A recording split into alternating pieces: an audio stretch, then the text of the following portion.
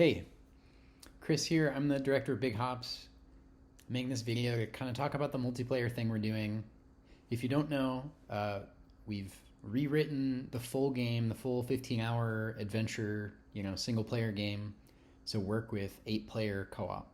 You can play together, you can explore together or on your own, you can pick up other players and throw them, and you can swing from other players with your tongue.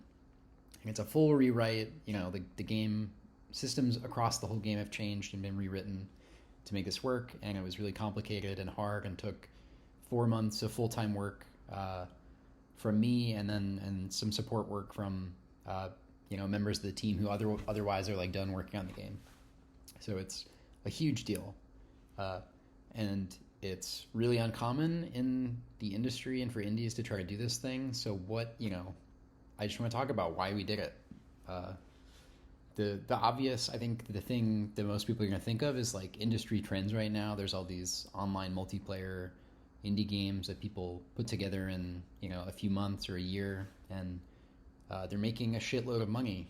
The friend slap genre is really big right now, and there's some games that have made tens or more millions of dollars, and definitely, as somebody who's been working on this game for 6+ years, I feel some FOMO, and I feel, a little part of me feels stupid for not like making an easier, better bet on like online multiplayer or something. But when I started, that was, there was none of this, and it was seen as very risky to make an online game because you might have a dead game and the audience wasn't really there.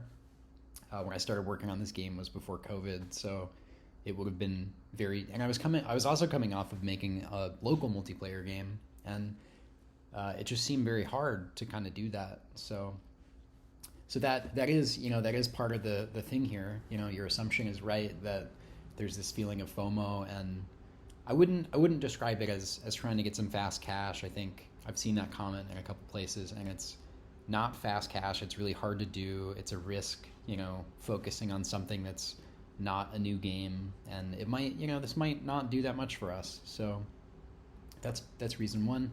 The other reason is, the big one is that this is a natural extension of the game that we've made. The design goal always has been that Big Hops is like a platformer with emergent design, where the systems and the interactions and the way the game works, works with each other to create situations that are surprising to us as designers and to players, and that you have this kind of rich sandbox of interactions that are surprising and cool. And in development, when we talked about like what could we do to push this way farther, it was always there in the conversations, like it would be amazing if this game could somehow become multiplayer, and it would, business wise, it was not up in our, it wasn't really something we could reasonably do or add on to the development. And you kind of can choose to make an adventure game, or you can make a multiplayer game. And if you make a multiplayer game, like the loop is going to be kind of focused on replayability and like getting people into it quickly, and you're not going to focus on story. And so they're kind of two divergent paths, really. And it was intended to be a single player game, and so that's what we did.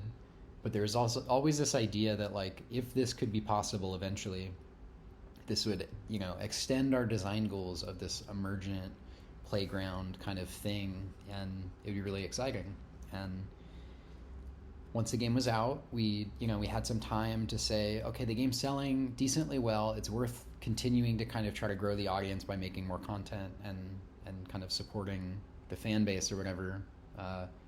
And the first thing we did was a piece of added content. We added some like missions about photography to the game, and that was cool. It didn't really move the needle much. It kept people engaged and interested, and they were excited that we were supporting the game. But for the next update, we wanted to do something big that could have a big impact and maybe cover some of our marketing weaknesses or some things that were missing from our launch. And what I see there as the big one is that we didn't get covered by all that many content creators and Twitch streamers and stuff like this. And looking at the game, I can sort of see, if I was choosing between a single player adventure game and something I can play with a bunch of buddies, or something that's really crazy, or something that's like a rage bait game, I can understand why like Hops, you know, maybe it's on your list, but it's like a few items down, and okay, maybe I never got to it in January for the new January releases. Like I can see that.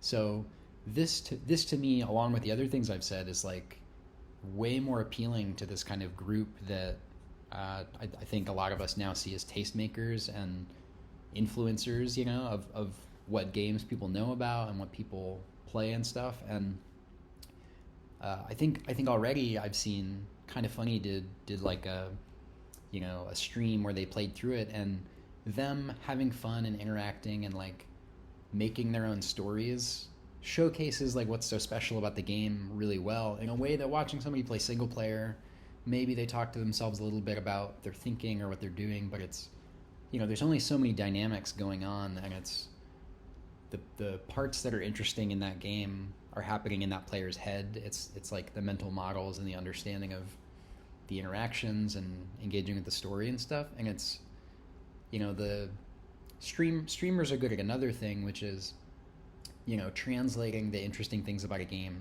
to their relationship with their viewers. And the single player version isn't, you know, objectively isn't as good at doing that as a multiplayer thing where your friends can kind of engage, or even your viewers could like join your game. And so that was, you know, wanting to expand the audience of the game and kind of cover our weak spots in terms of marketing was, you know, those were big pieces. And so with that idea in our heads, I think I have some very specific inspirations of like what, you know, why the game is the way it is, and why we chose to kind of keep the full single player adventure as the multiplayer thing instead of trying to make a new mode, which I think is what a lot of people would do. And the big two, both are like Mario mods. One is there was a Mario Odyssey online sort of mod at this point, I don't know, like 6 or 7 years ago, where Small Ant and a crew of sort of streamers would play together, and they would play hide and seek. And I think maybe that was the point of the mod, but I watched this, and they were sort of able to go between scenes in Mario Odyssey and like hide from each other, and the move tech was really cool. But the thing that was so interesting to me about that game was like it's like taking a space that players have their own relationship individually from playing the single player, and then it's recontextualizing it into a multiplayer context, and it like changes it. And I thought that was like really exciting and interesting. And then the other Mario mod is somebody made a Mario 64 mod this is based on like the kind of recent recompilation thing where people have been able to kind of get the raw real C++ of Mario and recompile it into like a running executable on PCs. Somebody took that, made an online multiplayer co-op, like you can play with, you know, a bunch of people, maybe it's more than 8. But I played this with friends, and the really exciting thing about this to me was that you can play the game together, but you don't need to be like in the same room, and you don't need to wait on each other to like do the same things. Some of these games, like you have to vote on where you're gonna go and all be in the same room, and so it's like this weird slog, and you're like not really able to play the game at your own pace. And like and you can also team up and like say like, I'm gonna go to Boo's Castle, you go to, I'm gonna out myself as not knowing Mario 64 level names, but I'm gonna go to the snowman, whatever, the penguin race level, and you can split and you can come back together, and you can also like interact with each other pretty deeply in that mod, where you can like punch each other, and I think you can throw each other. And I played that, and I sort of was like, wow, this is an amazing game experience, and nobody has made this game for real. You know, it's not, this is cool, but it's not a product. It's not, you know, it's not a premier indie game that's available to buy anywhere. And so I thought that was really amazing. And I'll say my other inspiration was playing Hat in Time's multiplayer stuff, and I don't want to like trash on them at all. I love Hat in Time, but their multiplayer, like there's a bunch of things about it that are frustrating from a consumer and player perspective that I think really limited it. And the big one to me is that you have to pay extra money to get this new thing, to get the multiplayer. So like not everybody who owns Hat in Time has access to it, and that already stinks. And once you have it, it's like limited to like a subset of the game, and it's like a new area that's not, you know, the places that you played in Hat in Time and like know from playing the game.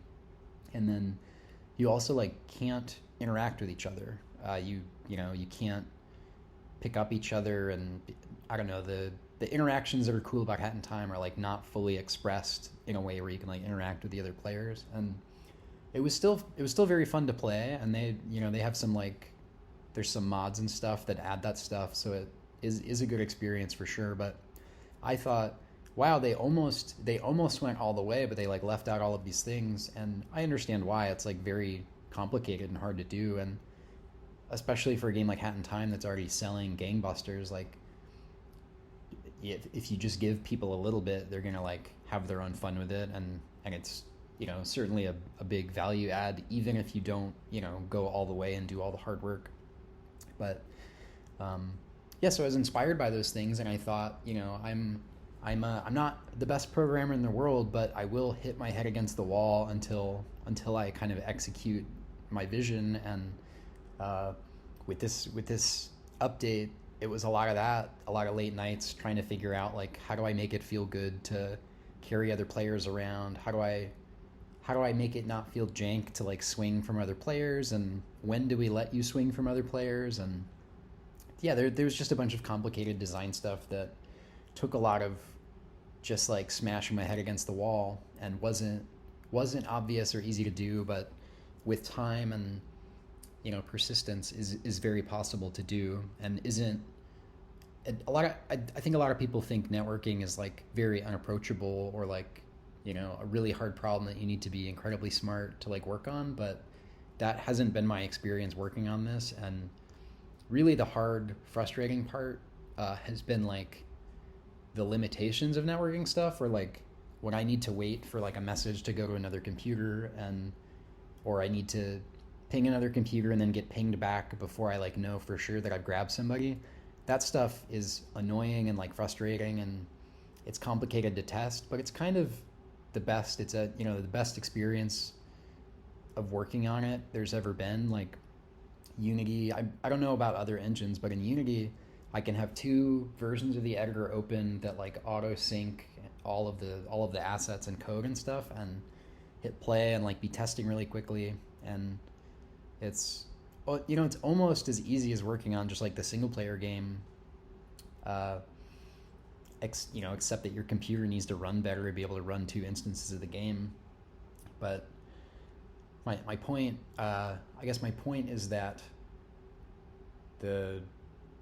it's not as hard as you expect, and I think if you're working on a single player game, or thinking about maybe dipping your toes into multiplayer for your next game, like it's possible, and it's, you know, it's not as expensive as you'd be led to believe. And you know, it's a virtuous cycle of like, the more you learn about it, the better you'll be at it, the more stuff you'll be able to do in the future in that category. So that's the why. And the other thing that I left unmentioned, I guess, in terms of reasons, is I just like Big Hops. Like I like working on it. I think it's a really great game, and it does things that no other game does, and so I just want to realize it as fully as I can. And kind of maybe it's spite, maybe it's insecurity, but I also think it's a better game than the reward that we've had from the market. And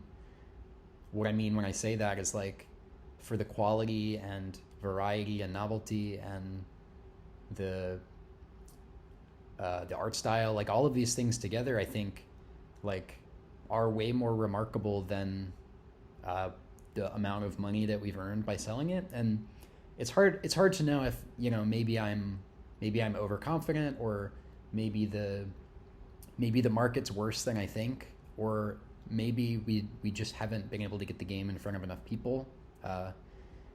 You know, I know it looks a little bit aimed towards kids when it's like as core a gamer game as can be if you get to know it. So I don't want to get too much in the mire of that, but the short version is like I think it's an amazing game, and I just want it to be understood by people and reach the biggest possible audience. And this is as far as updates or like things to be added to a completed game, like this is the biggest swing that you could do to do it, and I'll feel really satisfied coming out the other end with like I put everything into it. I don't have any more ideas of how I could make it reach more people.